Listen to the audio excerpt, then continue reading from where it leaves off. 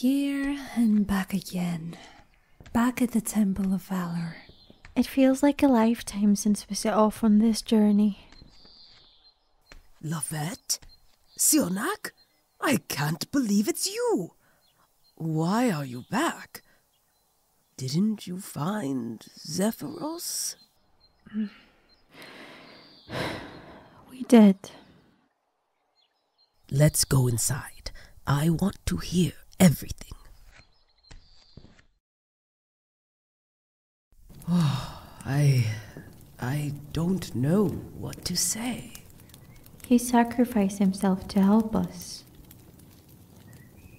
In the end, he was the man I always believed him to be.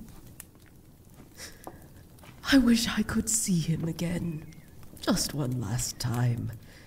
You always think you have time, especially as an elf. We think we have centuries ahead of us.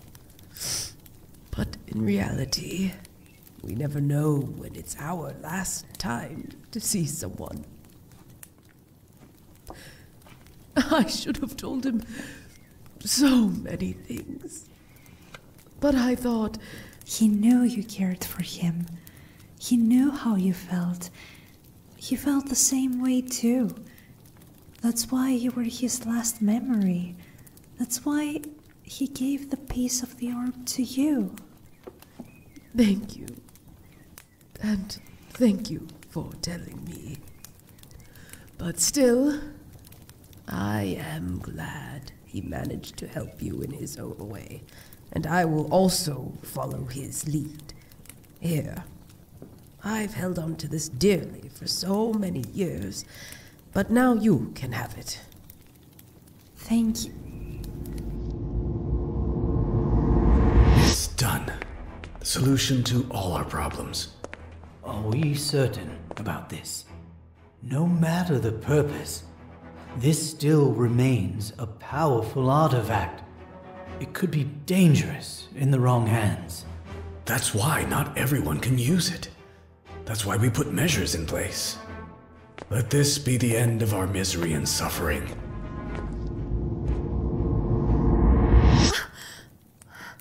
You saw it too, right? Who are these men? I have no idea. This is the first memory of the orb that Zephyros mentioned. We'll uncover more as we gather the pieces, but how do we find the next one? Zephyros said that each piece would guide us to the next. Yet all this one does is spin and change colors. What could that mean?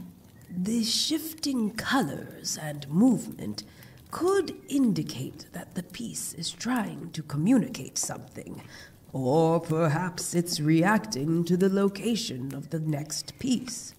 So it's not a straightforward clue, but a puzzle we need to decipher? Precisely. Each piece may have its own way of leading you forward. You might need to consult someone who understands these artifacts better. Perhaps an expert or a scholar. Echo could help us a lot with this. He might be able to understand how this works. Oh, yes, that's a good idea. Now, where exactly is Echo? He's in Silvermoon, a bit further away from my forest. It's a renowned place for magical status and lore. That sounds intriguing.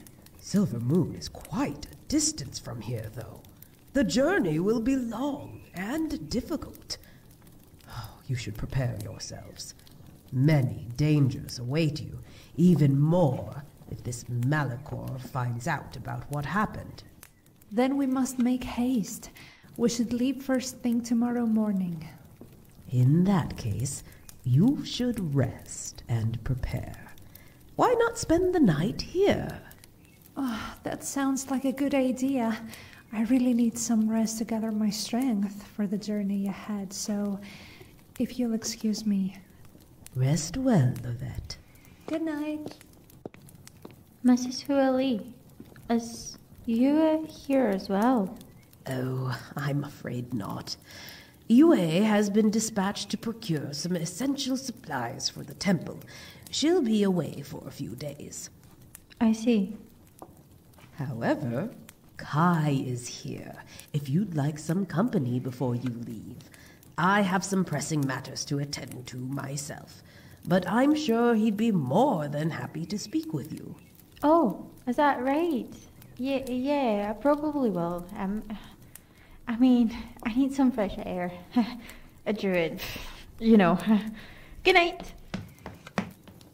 Ah, to be young again.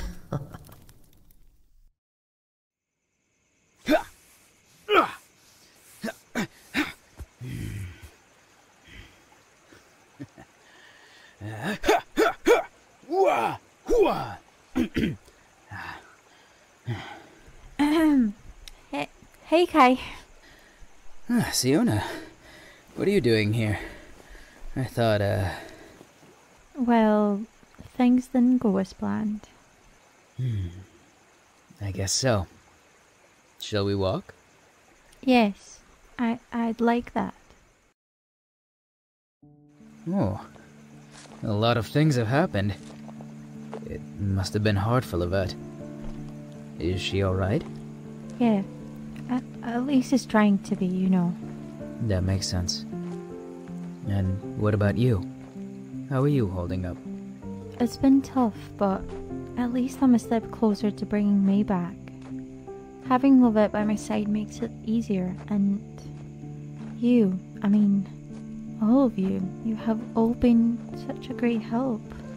I'm here for you, Sionnach. Always. Look at that tree. It's so beautiful. So pink. It reminds me of... May? Yes. Come, let's rest here for a while.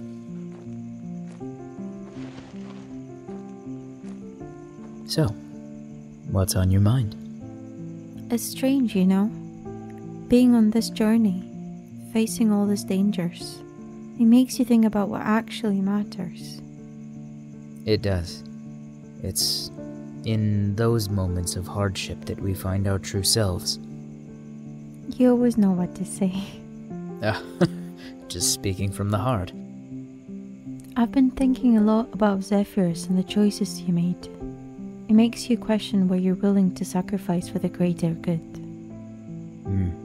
Sacrifice is never easy, but it's often necessary. And sometimes the greatest sacrifices are the ones we make for the people we care about. Thank you, Kai, for listening and for being here. I will never be that far, Sionnach. What did you say? That I will always be here if you need me. Are you alright? Yeah. I'm sorry, it's nothing. Thank you. Do you want to head back? Actually, Kai, can we stay a little longer and listen to the breeze under this tree? That sounds great.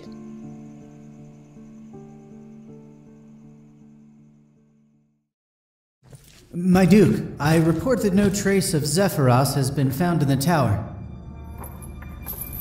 The curse is broken. That means he spoke. But to whom? Is there anything I can assist you with, my Duke? Bring me that face over there.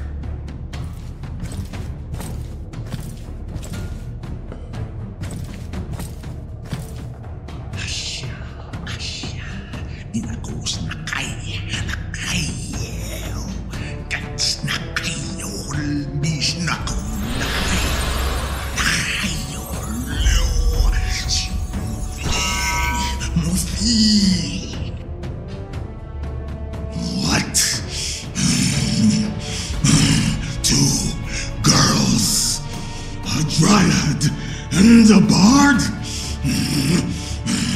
He gave his knowledge to 2 random girls. After all this... My Duke, at least now it's easier to get the information you seek. Easier? Do you think I made it easier? No, my Duke! Do you think that I am powerless? My Duke, please! I'm sorry! I want them alive, and I want the peace. Find them, or I'll kill you myself! Yes, my Duke.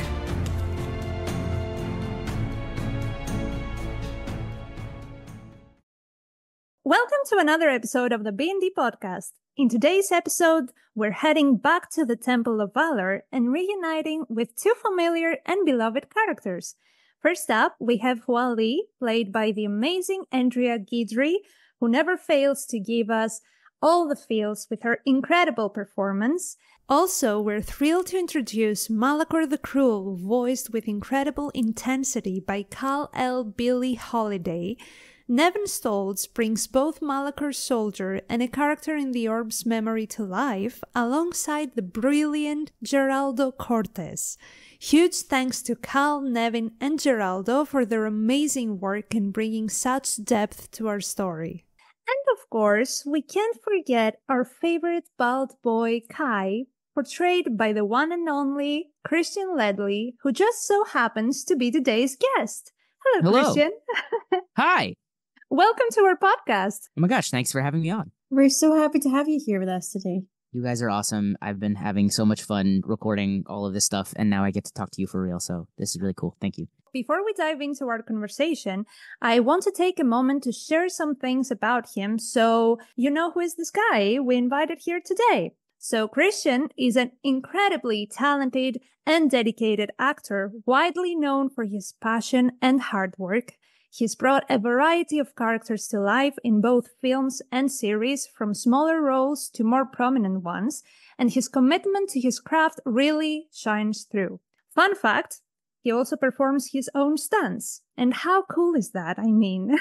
Among his latest projects, I have to highlight the short film Pepperjack and the audio series The Count of Monte Cristo. His performances in both of these are truly outstanding.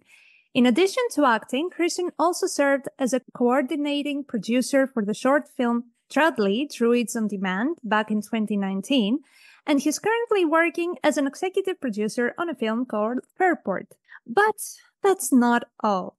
He has lent his voice to several notable projects, including The Count of Monte Cristo, that we've already said, our very own podcast, and he's currently working on the animated series Aurora with DreamWorks Animation Studios. He most recently starred in the short film Roundhouse, and he worked as the fight coordinator on the feature film Contempt, produced by Black 26 Pictures. On top of all that, Christian hosts his own podcast called Encores Ability Scores, where he takes on the role of the Dungeon Master, guiding his friends and loved ones through exciting campaigns inspired by famous musicals. Of course, there are plenty of other projects Christian has been involved in throughout his ongoing career, but I leave it to him to tell us more. Sorry for my mumbling. No, you're fine. That was an amazing and very flattering introduction. Thank you. Now, shall we start? Hit me. I think the best way to start this interview is in true D&D style, by introducing yourself. So for the first question, can you share your personal backstory with us? Where did you grow up, and what led you to pursue a career in acting and voice acting? Yeah, absolutely. Well, let's see. Well, first of all, my name is Christian Leadley, and I live in New York right now. I've been acting since I was a very little kid, and I got the acting bug. I'm an only child, so I just, I needed attention, and I never looked back. Let's see, bullet points. I'm originally from Rochester, New York. It's a very small city, very thriving arts community. I did theater growing up, and then I went to school for musical theater at Syracuse University, and I spent about 10 years or so touring off-Broadway, regional productions, cruise ships, and then the pandemic hit, and I had done some short films and odd like voiceover jobs, but I think that was when I decided to pivot to voiceover specifically and really focus on that. I would still consider myself fairly new to voiceover and voice acting, but honestly, to me, it's the same skill. It's just a different medium, and it requires, tweaks and adjustments, and it's still very technical, but it's still about speaking your character's truth under imaginary circumstances. But I'm curious though, what initially sparked your interest in the performing arts? Were there any specific shows, films, or actors that inspired you growing up? Oh, absolutely. I don't come from like a performer's family kind of a thing. My mother's a Spanish interpreter, and my dad works in tech. But my dad used to tell me stories before bed, and my mom loved to read me books. So I think that's sort of where it came, just a love of stories that really encouraged me to just sort of come out of my shell a little bit.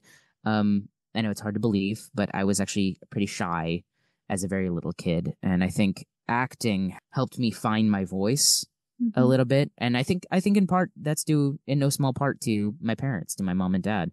And they were very thoughtful and very considerate to let me go to theater camp when I asked them to, instead of tennis camp or soccer camp or football camp or whatever. My mom had season tickets to this regional theater called Jiva in Rochester. And I remember she used to take me to shows like when I was like 8 or 9 years old, very adult shows like George Bernard Shaw, Shakespeare, August Wilson, Eugene O'Neill, like thought pieces that are challenging what it means to be human, to feel your feelings. And I remember just because it was me and my mom, and we would go. My dad was working, and I would go, and I would come out at intermission, and I'd be standing there with my mom, and people would come up to her and be like, does he understand the show? Like, this is adult, and not like adult in like adult themes, like, sexuality or whatever kind of a thing. It was just like, does he understand what he's watching right now? And she's like, yeah, and it's important to like expose him to that. So I think it's not like I remember names of actors that were on the stage. I think I was too young, but it felt magical to see that on stage and to see a professional live in-person show, and just see shows over and over and over again. So I think that was what gave me the acting bug. I think it's very important that your parents have been supportive through your career, because not many people have this. Not many parents understand this. Yeah, actually. I think I was very fortunate. They really supported me when I decided to go to school for musical theater instead of studying engineering and science and stuff like that. I got into a few pretty good schools for the sciences and the maths, engineering, that kind of thing, and then ultimately decided to go to school for singing and dancing and playing pretend instead. So it's worked out pretty well so far. To be fair, it's really important to have that as a child as well. Obviously, maths and physics are important as well, but having that as well, arts in general in your life is so important for your development as an adult. Oh my gosh, absolutely. It teaches you to understand the world in a collective way. It teaches you that it's okay to express yourself and feel your feelings developmentally. Children need to be allowed to express themselves. That old rule of like children should be seen and not heard is such a terrible adage, in my opinion. Like, children should be able to express themselves within reason, especially in like a safe environment, like art or theater or something like that. I agree 100%. I wanted to also ask you though, how did you get started in acting? What was your first role, and how did it feel to bring a character to life through your voice? So, funny story, my first role ever, was in elementary school, and I played the shepherd in a Christmas play when I was like 5, because I went to Catholic school. And they had to have like a Christmas Christmas pageant. That is so funny. I was Mary. Was you? It was perfect. Amazing. But I think my first role wasn't particularly memorable. I don't think I remember. My mother tells me that I played the shepherd in the Christmas play. But I think the first role that felt memorable was I played Demetrius in Midsummer Night's Dream in high school, and I think heightened text just has this way of making you feel more. It's magical, especially Shakespeare. And I remember the school would have like this whole like assembly, like they took theater very seriously at the high school that I went to, which was amazing. That they had an assembly, and like we did like a preview of the show, but it was just like one slice of Midsummer Night's Dream, and we did the whole like that whole chaotic scene of like Demetrius and Lysander and Hermia and Helena sort of like all falling asleep and then waking up with like being in love with somebody new, and it's hilarious and it's just chaos, and people laugh. Like these were like high school students watching musical or watching a Midsummer Night's Dream at Shakespeare and laughing because of the way we had interpreted it and the way we had spoken it and made it relatable and made this seemingly, from a high school point of view, this archaic text relatable. And I think people at school like looked at me a little differently after that show, and they were like, "Oh, this is like, that was cool, that was funny," and I suddenly felt a sense of belonging, and I felt good about myself, and I was like, I was very confused. I was like, what is happening? This is, because I mean, I wasn't like a huge jock. I didn't like play on the, the football team or the soccer team to the point where like I was some star. Then all of a sudden, for the first time ever, I felt like I knew what I was doing. Not that I know what I'm doing right now, but I felt like it, and it made me feel good and it made me feel happy. So I think that absolutely was a key moment for me. I wanted to say, actually, that it changed their perception of you, but it also changed your perception in all this. You took it more seriously. You loved it even more than you did before. And maybe absolutely, it was a motivational factor to keep going. Oh, absolutely. Giving. Absolutely. And shout out to all of my high school teachers that really, really encouraged me to continue pursuing this as well. To be fair, I'm a boy in theater, so like, unfortunately, I was automatically just sort of encouraged to do things and handed things by virtue of the fact that like, women are just more in touch with their emotions. So obviously, like, you're going to get a lot of girls that audition for the school play. And then, because there's just so many of them, they can't all play the leads and stuff like that. And, that one guy auditions and, he can he can kind of say words. Let's make him the lead. I took it seriously because, my mom and my parents are very serious people. So they like push me to, memorize my lines and etc. But still, it takes a lot of doing it, and I'm really grateful for all of those like good adults that really encouraged. Were you anxious about that, learning your lines? Oh my gosh, yes. Wait, funny story. So, during the rehearsals I was terrified because that was my like first like real lead. And I was a sophomore in high school.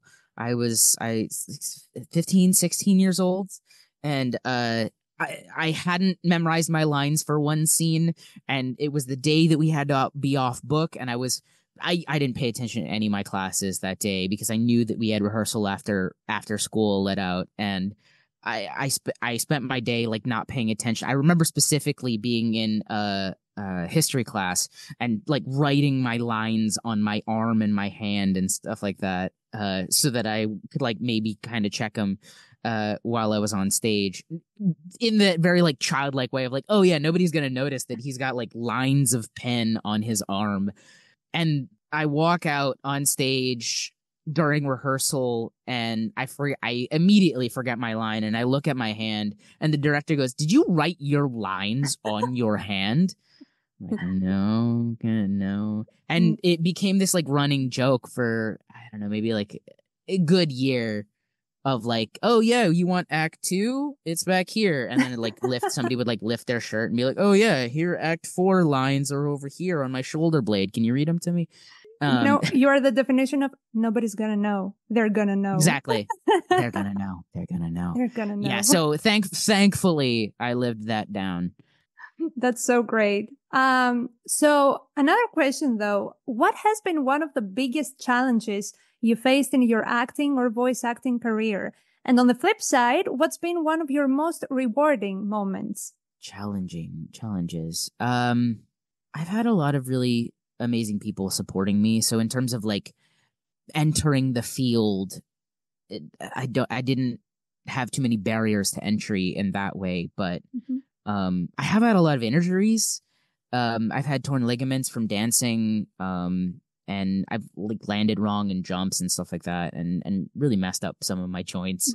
But I mean, like everybody that uses their body in some way, especially performers, like dancers have such a short peak life. Like, I mean, the old adage used to be like 30 was like, oh yeah, you're past your prime after you're 30 kind of a thing. Like, thankfully I wasn't a super serious dancer, and it stinks to be injured. But I think maybe I was a little overzealous when I was young, and I thought I had to suffer for my art, and you really don't. You can be cautious and protect yourself and protect your instrument, and that's okay. Anybody who's like telling you to like hurt yourself or do something dangerous that you're not comfortable with, you probably shouldn't do. It's okay to listen to that little voice in your head. And I had a few vocal injuries. I think I pushed too hard. I've had vocal nodules twice. But I mean, that's really the kind of things that, you know, I've had to deal with, where I'm like, I just feel sad because I can't talk or sing. But the rewards? Absolutely. Well, speaking of singing, I think one of the most rewarding roles I've ever played was Frankie Valli in Jersey Boys. I played it aboard a cruise ship for a cruise line, and I did their inaugural voyage. And I got to meet the original team that developed Jersey Boys at La Jolla Playhouse, and then took it to Broadway, and then off Broadway, and the national tour. They were lovely, every single one of them. And during the rehearsal process, I was also fortunate enough to actually meet Frankie Valli at one of his concerts. Wow. He's an absolutely sweet human being. He's 90 years old. 90? Yes, he is currently 90 years old. At the end of Jersey Boys, there's a monologue about how he feels like he is the Energizer Bunny with the battery, just going and going and going, chasing the music and trying to get home. And it was always such a beautiful monologue and a beautiful way to say goodbye to the evening's audience, and to say goodbye to this character for the day. And the people that saw the show were just to see the faces of like 50 and 60-year-old people that had like sort of grown up with the music. Either they listened to it growing up, or their parents had, or something like that. But it was huge to them to see these like people brought to. I'm not actually Frankie Valli, but like they were like acting like they had just seen this person for real. And it was just as an entertainer, as an artist, it was so rewarding to be doing that show. And it's also it's hard music. Frankie's got a very, very high voice, so I had to live like a monk and really, really take care of my voice. And I think that's some of the best singing I've done in my career as well. So I was really proud of that. That sounds really rewarding indeed. I have to say, I've been hearing you all this time, and it feels like you're more wise than Kai in a way. Oh, thank you. Yes, well, you know, you have to learn from your mistakes, and I've made plenty. So the next question is, what would be your Mom, I made it moment in your career, your ultimate dream? Oh gosh, as in like sometime in the future? Yeah. Maybe like working with like a famous director or something like that. Like, I think I'd like to work with Christopher Nolan or Ridley Scott or J.J. Abrams or Greta Gerwig. So if you guys are listening, if you guys are fans of the podcast, please cast me in your movies. I love their movies. They're such, from everything that I've heard about their interviews, they are very much like about the craft of storytelling, of communicating the human experience, and they have integrity in their storytelling. They believe in their actors. I have huge respect for them. So I think, I mean, if I were ever to be cast in one of their films, I think I would be able to die happy. On a very totally different scale, though, in terms of like voice acting career, a show like maybe like Arcane or Blue Eyed Samurai, I mean anything that Mappa makes in terms of anime, Science Saru. They just did the new Scott Pilgrim anime that was on Netflix. Those studios are making gorgeous, deeply impactful stories. I think it'd be an honor to work with them too. So we really hope that we're going to bring you luck with this. Yes. If anyone is listening from the people mentioned. In my spare time, I'm a divination wizard. I see a bright future here. Brighter than Kai's head, I promise. So, now let's talk about Encores and Ability Scores. all right, sure. What inspired you to create a D&D podcast that blends musicals with gameplay? How did the idea come out? Well, honestly, it came from my girlfriend. We had been wanting to do a podcast together for a while, and we didn't know what to do it about. And we were like, we were kicking around some ideas of like maybe like doing like watching some movies and then doing like our take on them, and or like just like current events, kind of talking heads type podcast. And we're like, nah, that doesn't feel like us. And I think we sort of landed on the idea of doing, because we had just started playing D&D together too, and we absolutely loved it. And we were like, we're actors, we're performers, we have microphones. Why aren't we doing this? I mean, it can't possibly go wrong, right? Mm-hmm. Right. So I think we started with the old adage of start with what you know, and we wanted to play with our friends, and we wanted to tell familiar stories with new twists. So we were like, yeah, what we know is musicals. Well, I went to school for musical theater. Let's do that. As far as material goes, I mean, musicals are perfect fodder for one-offs. I mean, the lore of musicals is so deep. I was just going to say, add on this, basically, I think that couples that play together stay together. Absolutely. You can try and change my mind, but No, I think that's so right. And just to sort of like sidebar for a second, based on what you said, that I think a sense of play in a relationship is so important as well, not just in, you know, your relationship to your art, but also in life, that you have to be able to make your partner laugh and take them off guard and be able to take what they give you and run with it. Because, you know, the alternative to a sense of play is a sense of drudgery and weariness. And that sounds terrible. So why not just, you know, play together, especially on something that is as simple as dice and graph paper and pencil. And I've seen that you are making films together. Yes, we have. That's actually how we met. I'll just real quickly, but we met in an acting class, and that was sort of how it started. And we were friends for a little bit, and then we started dating during the pandemic, actually. And here we are. So. You are so cute together, I swear. Yeah. I can't deal with this. But I was just going to say again, words of wisdom, everything you said, I totally agree. I'm going to ask you another question about the way that you're preparing each episode of Encores and Ability Scores. So how do you balance the storytelling, game mechanics, and musical elements to create a beautiful experience for your players and your listeners? I don't. I have no idea what I'm doing. It is just chaos and panicking. That's a great question. I usually start with rewatching the musical and then brainstorming some ideas in session. Like usually a plot hook or a character will hit me first, like figuring out like what is Shrek's stat block. You know, maybe he's a druid. He lives in the swamp. You know, in the swamp. Yeah. He's actually he's got a green thumb. So, and then, you know, then I start to try and build out what the core issue or the core need of the show is, because I want to stay like, what are the themes the show touches on? What's the tone? How do I make it relevant to things that are happening today?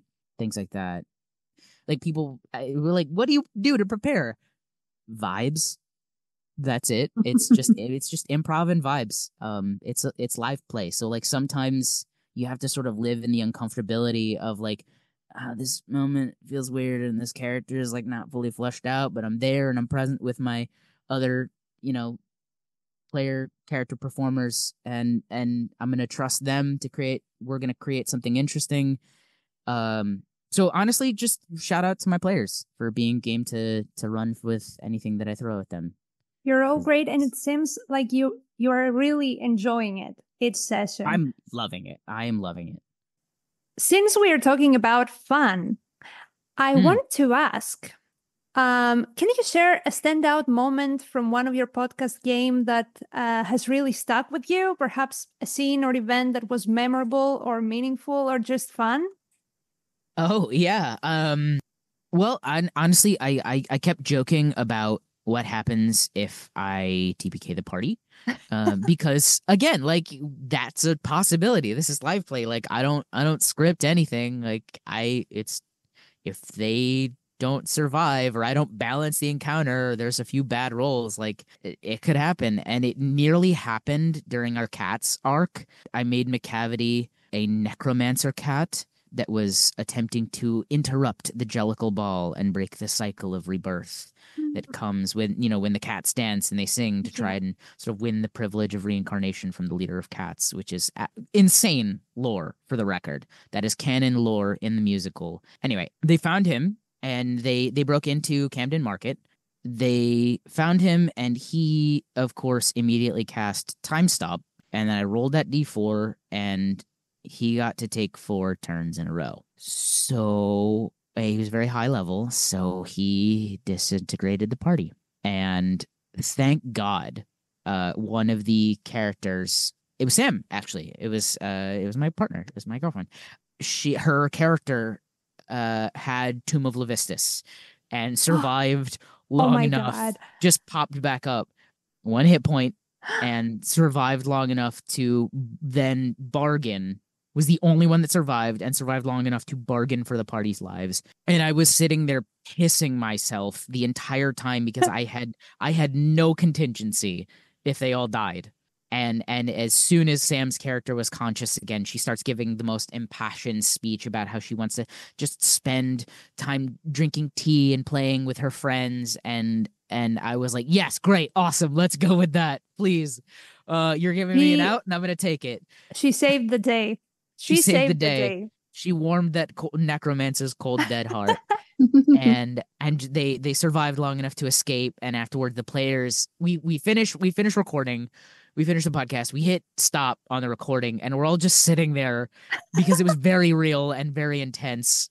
Just silence. And we all look at each other and we're like, that was insane.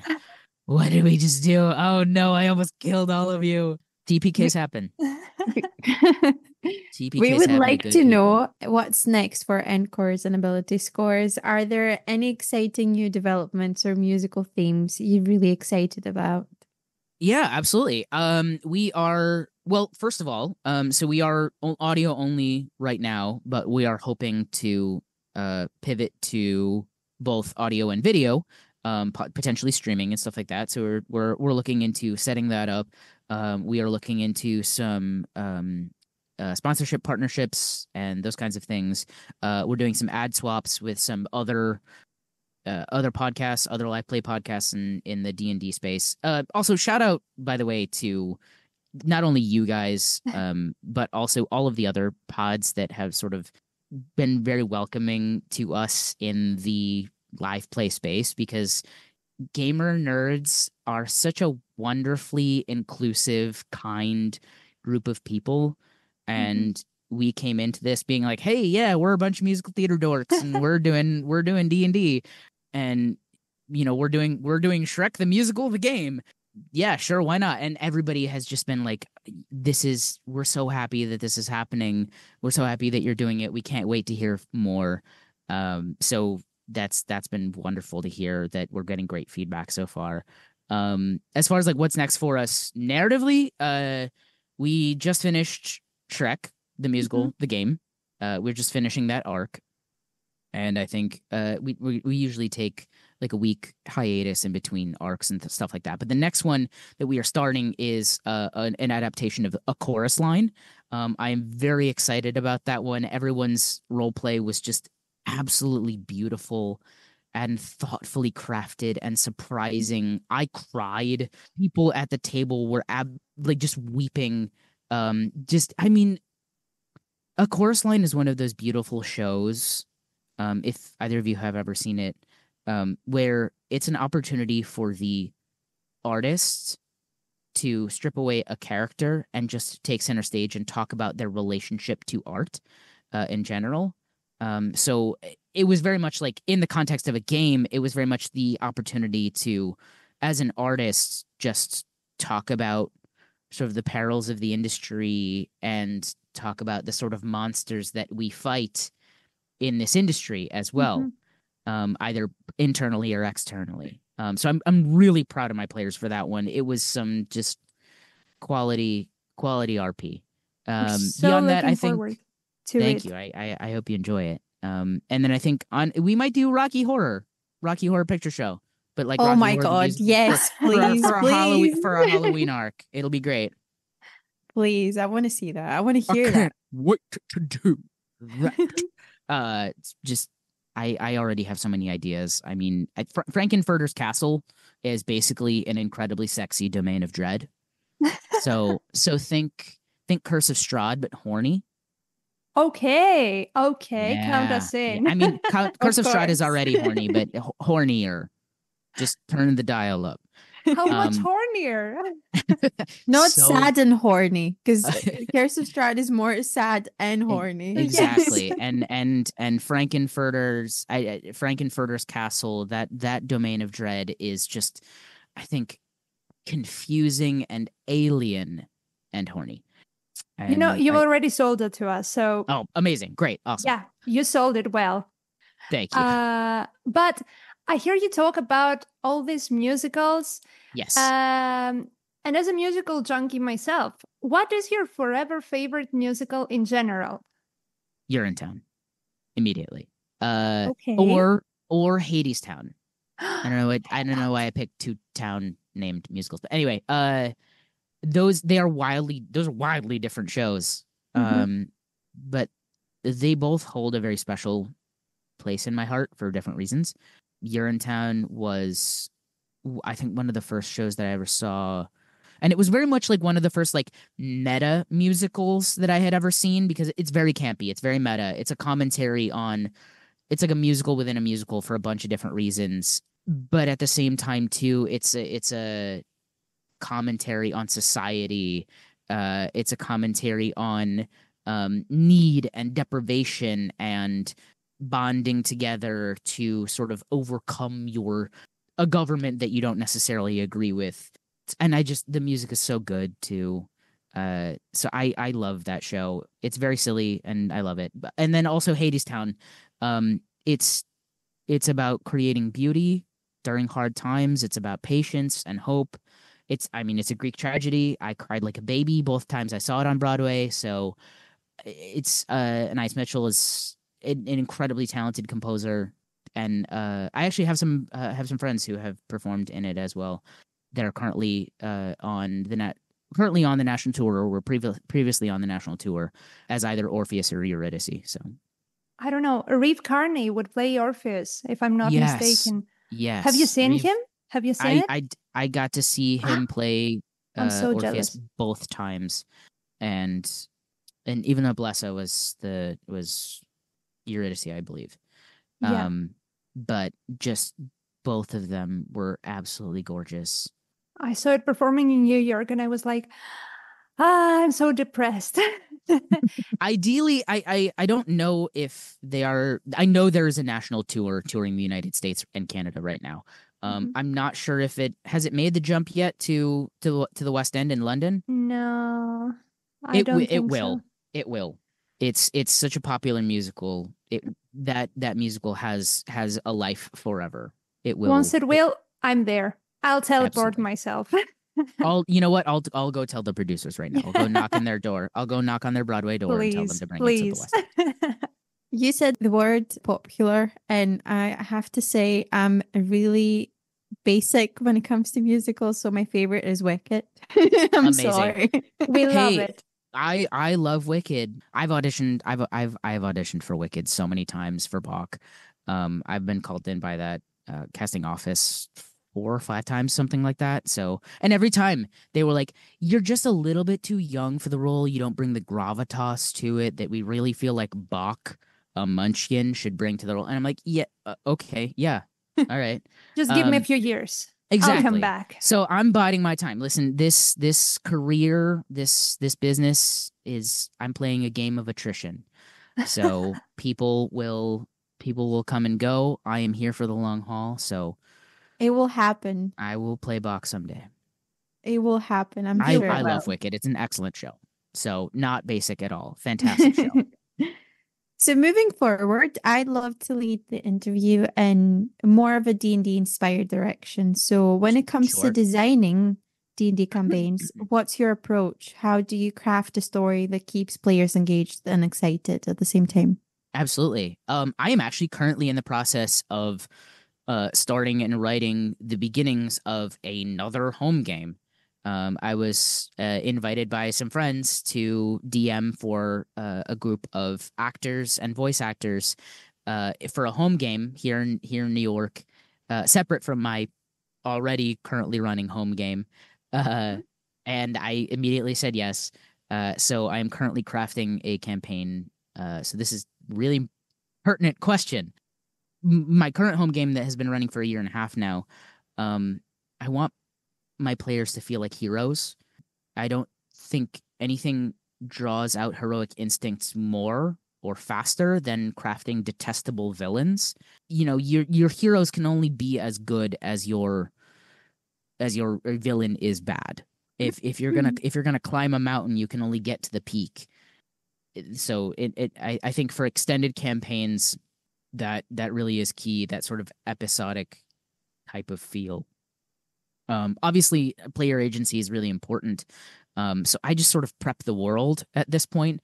I was watching an interview with Matthew Mercer where he talked about like the Vox Machina and the first campaign that he ran, and especially because Keyleth can teleport. He was just like, great, I guess I'll prep the world. I guess like I'll just prep every NPC and anywhere they could go. I think at that point, I really resonated with just being like, you know what? I built this world. I know it. And it's a homebrew campaign. So I'm like, I know what my players like, what's going to build player engagement and character buy-in. I think plot hooks worked much better when not only the characters, but the players running them want to find out more information. Mm-hmm. So I think it's about hooking not just the character, but the player behind it. With just a good narrative plot hook. And honestly, when all else fails, just a really cute NPC coming up to them and trying to steal something. Like, I love a good orphan. That's always a great fallback. Or someone like Pumat Soul, let's say. Exactly. Yeah, just like a really, really pulling a voice out of nowhere kind of a thing, and then just being like, oh yeah, this. Oh hey guys, that kind of like Midwesty. I mean, he's doing a Minnesota accent, for Pumat. That is just an absolutely crazy combination of like, yeah, I'm gonna do a Furbolg with a Minnesota accent. Sure, awesome. And then they loved him, and then ended up adopting him as an NPC, and he ended up fighting with them. Like, those are the kinds of things that players will latch onto. So I think in terms of designing and crafting a campaign or crafting a story that keeps players engaged, like it's all about the NPCs for me. Can you share a memorable campaign or one shot that you've run on or participated in? What made it stand out? This is gonna sound like a really long extended inside joke, so please bear with me. Okay. But there was a moment in our home game when the party had stolen a ship to chase down another ship and then save some children. And there was a protracted ship-to-ship battle as they fought their way on board. Like, they chased down the ship and then they had to board the ship, and it was very much like Pirates of the Caribbean kind of vibes, and it was very heavily defended by a party of rivals that I had designed as foils to the player characters. I was still fairly new to DMing. We were only like like 20 sessions in or something like that. And I remember I was running, that was the most characters I had ever run at once. I was running about 9 characters at once, and it's a table of 8 players, and I'm losing my mind narrating everything. But I got so into it that I had to stand up, and I felt it was so rewarding to watch everyone just be there with me. And there was this moment, there was at one point the ranger and the starry druid are up in the crow's nest, and they're firing blindly into a fog cloud spell. And then it was cast by one of the rivals, and the monk and the barbarian and the sorcerer are fighting on the deck. So there's like 3 layers of things that are happening, and I'm narrating all of it, and they're fighting like hell on the deck of the ship, and it's fog and flashes of light and screaming, and the Goliath druid has wild shaped into a giant octopus and has jumped off the side of the ship and is now under the hull of the ship trying to carve their way into the main hold, and he makes it in and then realizes the children he's trying to save are down there, and now it's filling with water from the hole that he just punched in the side of the ship. And of course, out of the shadows then steps the big bad, who is this vampire. And he was planning a blood sacrifice ritual with all of these children who are in chains. And he uses telekinesis to grab the druid and slam him up against the ceiling. And it was very dramatic. I got really into it. Oh my God. He went in alone. He went in alone with no backup, and backup is still on the way, fighting their way down from the top of the ship. And the party's trusted NPC, this Drow Ranger, who I sort of modeled on Driz de Worden, he had been thralled by the vampire. So he is absolutely devastating the party with Zephyr Strike. It's this 2-weapon fighting Zephyr Strike is a wicked combo. Anyway, and this Drow he was the one who recruited the party to begin with. So they really were like trying not to kill him and letting him destroy them. And there's just nothing behind his eyes, and he ends up slashing the sorcerer, and she goes down, like down.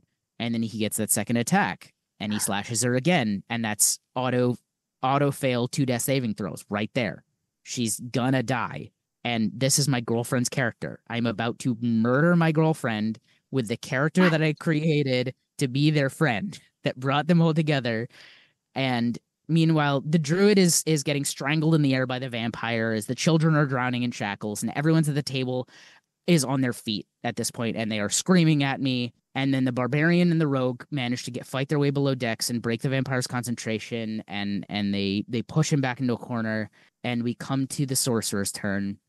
She rolls a natural 20 on her death saving throw and brings her back up to her feet with 1 hit point and her turn, and she just absolutely turned the tides of it. I have not heard that kind of screaming since Captain America picked up Thor's hammer in Endgame. Like that level is so of just, intense. Like, my downstairs neighbors were like, "Are you okay? What's happening?" I got sweaty and I wasn't even there. Yeah, and it was, I don't know, that for me was just this huge culmination of, like, it's players who were fairly new to D&D and had sort of been struggling to work together as a team, and like we're trying to figure out where to go, and then they were like very clear, like, kids, NPC is screwed, we're gonna go get him, we're gonna do anything it takes, and it was epic. Since you mentioned being a DM, what advice would you give to aspiring dungeon masters who want to create immersive and memorable campaigns? I don't feel experienced enough to give advice, but if I had to give some, I would give proxy advice of other DMs that I think are more experienced and wiser, which is trust your players. Like, listen to your session 0 is so important. Talk to them about what they want. And also, I think the easiest way to learn is by doing. I jumped into DMing having never played before, having never DM'd before. Like, you just kind of do it. The rules are there. Like, the game is designed to be played with pencil and graph paper and dice and your imagination. And I think the rest of it is icing on the cake, because not everything has to be like your favorite live play show. Like, especially if it's a home game, like everything I described earlier happened with unpainted minis on a silicone hex grid with dry erase markers. Like, the players are on your side. They are having fun. just say the first thing that comes into your head, and maybe it'll be right, maybe it'll be wrong, but like you will have said something, and you will all be collectively making something interesting and telling a story and having fun. Collaborative storytelling. Exactly. And one last question, but an important one. Mm-hmm. What's your favorite character, race, or species, whatever, and class to play in D&D? Ooh. That is a good question. I can choose. I can choose. I mean, I am a forever DM. I get to play infrequently, though. I just started a campaign that my girlfriend is DMing with some of her family members. I created a homebrew race. What? So I could play as a corgi. I am That's literally so cool. It's on D&D Beyond. It is public. Open source. I created it. It is called the Corgan race. In Welsh mythology, corgis were the chosen mounts of fairies. That's why they say that it's sort of their lore explanation for why the corgis have that sort of spot on their back, and why they're so small. So I was like, you know what? I think I want to create a corgi race. So I'm literally a dog that made like a warlock pact with an archfey. Please, we need a link to that. Yeah, absolutely. I'll drop it later. He can talk, and he has thumbs, and he shoots eldritch blasts from his mouth. His name is Crispin. He collects sticks. I am having a great time playing my little homebrew race. But if I wasn't playing my own homebrew race, probably dwarves. I love dwarves. I'm just a big fan of. I'm a big fan of stone cunning and their dwarven fortitude, and I think they're such a useful, underutilized race. And warlocks, honestly, for me. Warlocks. There is built-in drama to me for warlocks. Like I love caster classes in general, but warlocks to me are like, because then I get to make the DM be my patron, and we're gonna have all those conversations about like, daddy warlock patron, like can I have an eldritch blast, please? Yeah, well, hexblade. Or something else. Hexblade warlocks or something like that. Okay. And I know this wasn't what you asked, but one of my favorite monsters to run, because I'm a DM, one of my favorite monsters to run is a Behir. Okay. Because it's a giant lightning-breathing alligator with 12 legs that can swallow you whole. That is terrifying. I love that. You know, I also love the Behir, and we have also included it in one of our skits. Yes. Because it's so awesome. It's such a good draconic beast. And I mean, this is Dungeons and Dragons. I need a dragon. Please give me a dragon. So yeah. So that was the last question for today, guys. And we know you probably think that we are closing the episode this way, but you are mistaken, because since we've been talking about D&D campaigns and one-shots, I thought it'd be funny to play a quick game together. And this game is something I've come up with. I don't know if it already exists, to be honest. I'm sorry if it does. I have no idea. But I would like to call it the One-Shot Challenge, in case it doesn't exist. So the goal of this game is to create a quick improvised musical one-shot adventure, since your podcast has to do with musicals and D&D. Done. And I would like to explain you how it works. So we're going to take turns asking each other questions about this one-shot adventure we're creating together. The person who gets asked a question will need to answer it spontaneously, coming up with something on the spot. For example, I might ask, what is the name of our musical? And the next one will need to name it right then and there. And after you answer, it's your turn to ask the next question to the other one. So you might ask, what is the concept of the musical? And then I'll answer maybe saying it's a comedy. So we'll keep going like this, each asking and answering different questions. Let's aim to create our complete one-shot adventure in 15 questions. So that's 5 questions for each of us. And this game is not just about having fun, but also showing our listeners how easy and enjoyable it can be to create their own one-shot adventure.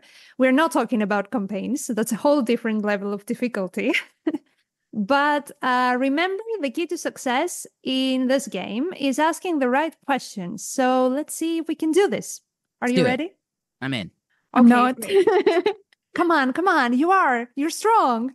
So, Christian, you'll start first since you are the guest tonight. Okay. So let's start with, I think, what's the song? Let's start at the very beginning. Let's start with the title. Title is a good place to start. So, what is the title of this musical? Val, do you want to answer? Sure. Go on. The Crimson Menagerie. All right, the Crimson Menagerie. Okay. Immediately asking- evoking like gothic vibes, and Yes, also all over possibly it. like the Glass Menagerie, like Tennessee Williams type of very fragile glass characters or something like that. But like the Crimson Menagerie has a sort of like dark fantasy gothic feel to it. I like it. We like it. Okay, so I'm going to ask, who's the antagonist of the story? So the name is the Professor. I like He's it. known as the Professor, and he is a man who changes forms and investigates something very dark and specific that no one knows about, but it's very dangerous. Like dark secrets. Yeah, exactly. Sure. Maybe dark magic. I don't know. Like murders, maybe. Yeah. Yeah. Ooh, very Jekyll and Hyde. I love Yeah. it. Yes. And now I ask the next question to Christian. Hit me. Let's see. I want you to tell me an unexpected twist that happens through the end of this one shot. A plot twist. Yeah. Great. I think it turns out that maybe the female lead, this ingenue, it turns out that she was in love with the professor's Yes. twin. What? Or something. It's very, maybe the professor has a good twin. So because the professor is our antagonist, maybe he has a sort of very heroic person. It's a tale of two brothers. And maybe he's just like fighting for her love. But he's also into the professor, though. Yes. So she secretly has lived her entire life just sort of like in this relationship with this like good guy, but like ends up like going for the bad boy. Love it. Wow, I love it. Okay, Christian, you make the next question to Val. All right. So what is in musicals? There's something called an 11 o'clock number. It's where usually like the main character or the antagonist or something like that will come out and talk about what they're struggling with. What is the name of that song? The name of that song. Yes. It's a very like, it's an I am or I need song. I would say the professor always lived in his brother's shadow. So let's just call the song The Shadow. Wow. Very mysterious. That's great. This is giving Phantom of the Opera somehow. Yes. I love it. Very I like love Jekyll it. and Hyde, Phantom of the Opera. So my next question to Zephy is, it's not a question. I want you to create an unimportant, silly, or not silly, just a random character that will end up becoming like the group's favorite, like Pumatso or something. Okay. There's this little girl named Amanda, and she always chews a gum. She is very annoying, but at the same time, she is very wise, and she has a tremendous insight. So that brings the party to many awkward situations. I love that. That's very Ado Annie, like in Oklahoma. Like, I'm just a girl who can't say no. I'm in a terrible fix. Yeah, perfect. So we have Amanda. And the next question, we are talking about a high fantasy one shot. Yeah, it feels very high fantasy one shot. Okay, so high fantasy. And let's keep going. Third round. Let's go. We got it. All right. So that's high fantasy is the tone and the genre. All right. in terms of like visual aesthetic, is it more like gothic or is it like bright and vibrant? I'd say Like, so are we Victorian playing era. Victorian era. All right. Gothic. Completely, extremely gothic. Gotcha. All lace and black clothes and... Ooh, very Penny very Dreadful vibes. Yes. But like Love it. neon Penny Dreadful or like dark? Dark. It's always, Dark. it always has to All be right. dark. Give us a cliffhanger. You would end it, Zephy. Okay, the party thinks that the professor dies in the end, but the truth is that his ritual he was trying to perform was a success. So something bad happens in the end because his plan definitely worked. But they don't know about this. So the closure is a happy ending with the party saying, yeah, we made it. But they have no idea that the ritual is successful. And the next question goes to Christian. And can you describe one encounter that the party has to face during this one shot? Yeah, sure. I think. All right, so the party would be looking for maybe clues about the professor's whereabouts. Mm-hmm. You said he was a shape changer, right?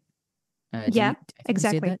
All right. Yeah. So, especially because the professor could be anyone, maybe there's a moment where they've met an NPC or they're at a tavern or something like that, asking questions to the tavern keeper, the innkeeper, or something like that, or maybe it's like, since we were talking about like sort of Victorian Gothic, maybe it's like a bar or something like that, and then at some point there's got to be some sort of mechanic for them to do insight checks and things like that. So maybe they discover that one of the NPCs is not who they claim they are.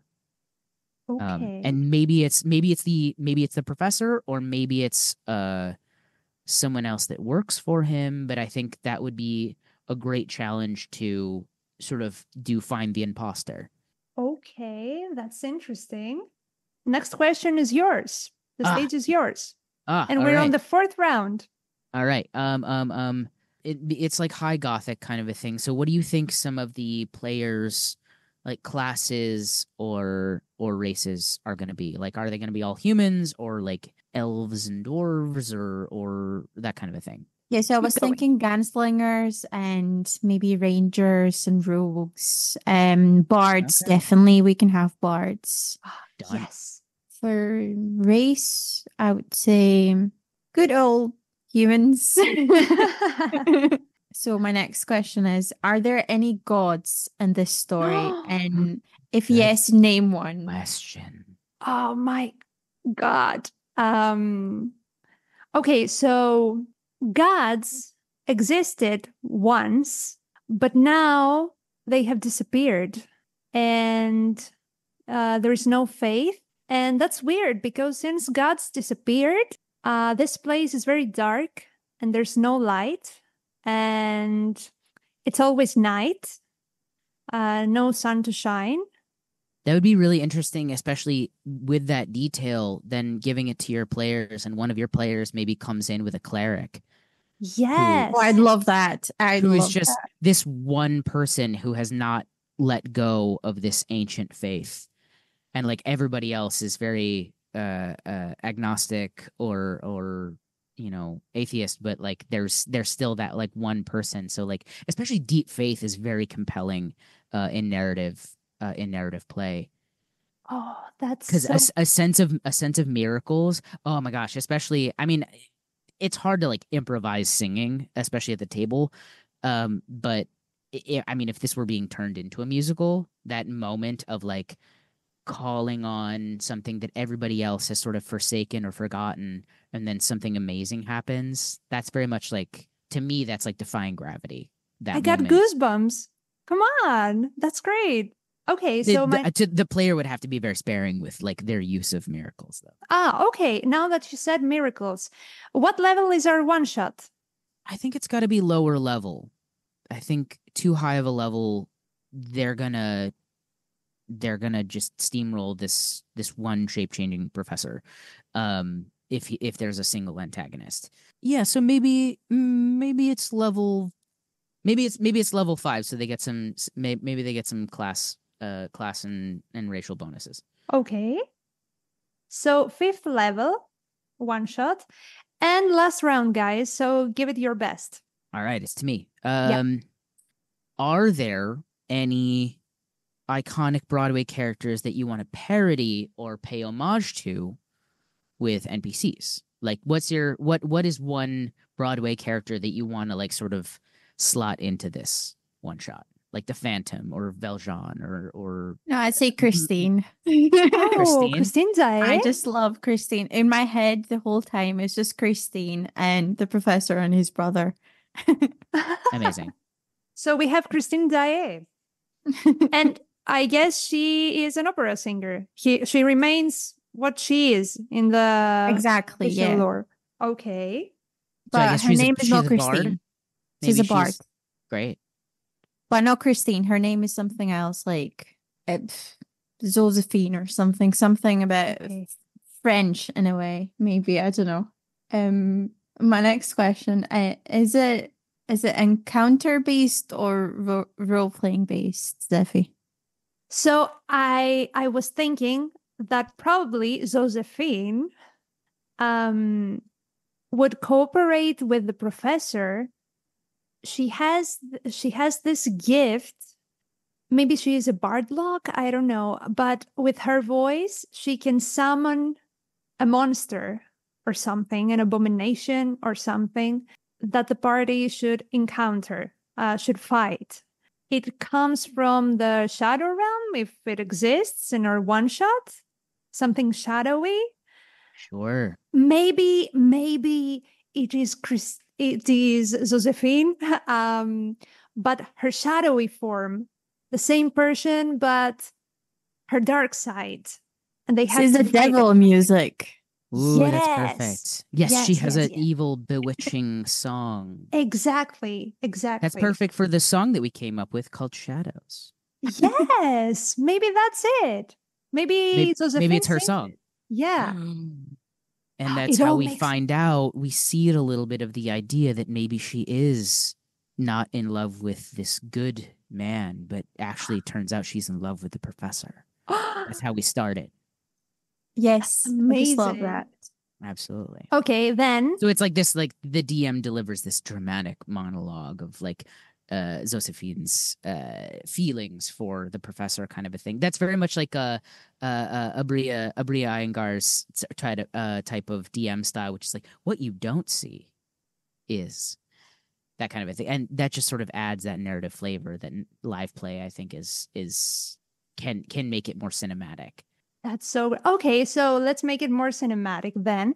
And Christian, the last question is that give us the first opening sentence of this one shot. How the DM starts this one shot. There is a darkness at the edge of your mind when you fall asleep at night. You wake up every morning and it does not drift away with the morning's light.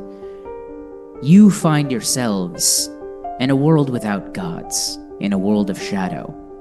I believe each of you is familiar with this amazing singer, Josephine, but perhaps you are not familiar with her darker side. Let's start on the streets of a Victorian London, where you find a young girl chewing gum and standing by a flickering street lamp as she calls out to page boys as they walk by and policemen as they go about their morning rounds. Smoke chokes the air and a thick layer of fog obscures your vision outwards. It's dark. What do you do? I just love this. Christian Leadley, you guys. If Wizards of the Coast is listening to us, we can sell the copyrights for this amazing story just now. Oh my god, that was amazing. Or I something. Want to play it now. I don't know. I start creating a character for this. Perfect. We'll be leaving all of Christian's socials in the description box, so make sure to follow him and stay updated on all the exciting projects he's got coming up. So we'll also include a link to his podcast, Encores Ability Scores, and trust us, you have to check this out. It's super fun, creative, and definitely worth a listen. Thanks again, Christian.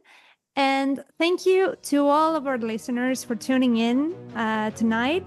We'll see you next time. And until then, may all your rolls be a natural 20. Bye. Bye.